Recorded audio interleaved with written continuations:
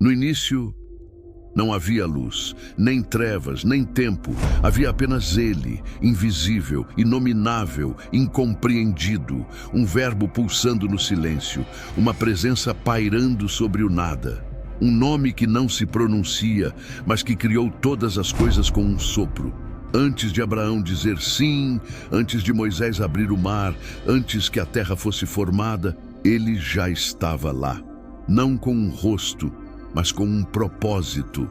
E se o Cristo que você conheceu na cruz sempre estivesse caminhando pelas páginas das Escrituras, oculto sob véus, sombras e símbolos? E se, em cada sacrifício, em cada libertação, em cada profecia esquecida, fosse Ele o tempo todo? Abra os olhos espirituais, feche os olhos da lógica, pois o que está prestes a ser revelado é o segredo escondido desde o Gênesis. Seja bem-vindo ao canal Histórias do Sagrado. Se essa jornada falar com sua alma, curta, compartilhe, inscreva-se e comente abaixo o que o Espírito te revelar. Agora, respire fundo e ouça a voz antes do tempo. No princípio não havia história, havia apenas a palavra. E essa palavra não era som, era presença. Era o Cristo velado, o Filho eterno, que já habitava no seio do Pai. No princípio era o Verbo, e o Verbo estava com Deus, e o Verbo era Deus. João 1:1. João não está apenas inaugurando um evangelho. Ele está rasgando o véu do tempo. Antes que Deus dissesse haja luz, o Verbo já estava pronto para falar. Antes que houvesse forma, o Filho já era o molde invisível de toda a criação. Na criação do homem, uma estranha pluralidade escapa dos lábios divinos. Façamos o homem à nossa imagem. Ali, no conselho eterno, já está o Filho. Aquele que seria a imagem do Deus invisível.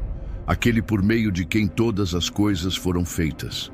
Cristo estava no Gênesis, não por nome, mas por natureza, e tudo o que veio depois apontava para ele. A noite era espessa, a morte rondava as casas do Egito, mas em algumas portas havia sangue, um sinal silencioso, um pacto invisível. Antes da cruz, houve um cordeiro. Quando eu vir o sangue, passarei por cima. Êxodo 12:13. A primeira Páscoa não foi uma festa, foi um livramento urgente. O cordeiro deveria ser sem defeito, macho, de 1 ano, morto ao entardecer, assado com fogo, nenhum osso quebrado. Nada disso era acidental. Cada detalhe era profético. Jesus é o verdadeiro cordeiro pascal, morto no entardecer do mundo, comido em cada ceia, entregue sem resistência, sem um osso quebrado. No Êxodo, ele já estava lá, oculto na carne do cordeiro, presente no ato de fé. O povo clamava por água, a sede queimava como o sol do Sinai. Então Deus diz a Moisés, fere a rocha e dela sairá água. E assim aconteceu. Uma pedra foi golpeada, e da rocha inerte brotou vida. E a rocha era Cristo. 1 Coríntios 10:4. Ferido, golpeado por um povo rebelde, e mesmo assim dando de beber aos sedentos. Ele não era apenas um líder moral. Era a fonte no meio da sequidão. Cristo está no deserto, presente nos dias secos, ferido, mas transbordando vida. As chamas subiam. O decreto era impiedoso. Sadraque, Mesaque e Abed-nego escolheram a fornalha à idolatria. Jogaram-nos no fogo. Mas algo queima mais do que brasas, a fé incandescente. O rei olha e diz, não foram 3 que jogamos? Por que vejo 4? E o 4º tem a aparência de um filho dos deuses. Jesus não nos livra do fogo. Ele entra nele conosco. Cristo está no fogo da prova, no calor da fidelidade radical. E ali, onde todo o poder humano falha, o Filho de Deus se faz visível. Não tinha beleza nem formosura. Era desprezado, o mais rejeitado entre os homens. Isaías viu um homem, mas descreveu o Messias.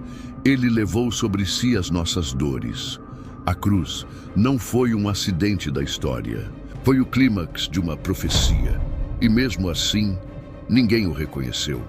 Cristo está no sofrimento, no invisível, no que o mundo despreza. Se você quer vê-lo, olhe para os calvários da vida. Lá, ele ainda carrega dores que não eram dele.